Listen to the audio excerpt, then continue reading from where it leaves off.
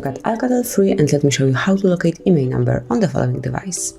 So at first, let's start with the quicker method. Let's open the phone dialer and enter a secret code, which is *pound 06 pound. And now, as you can see here, you've got IMEI number and also serial number of your ALCATEL 3. Click on OK to go back, and now we will open both numbers through the settings. So at first, let's open list of all applications. Then find and select the settings,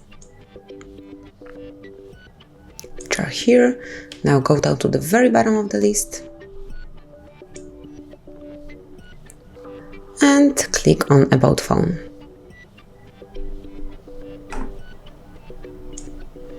Now scroll down a bit and here click on Status. Now under IMEI Information, you will notice both IMEI numbers for your device, and then a bit lower, you will also check the serial number of it. So that is all. This is how you can easily locate IMEI and serial number for your phone for your ALCATEL 3. Thank you for watching. Please subscribe our channel and leave the thumbs up.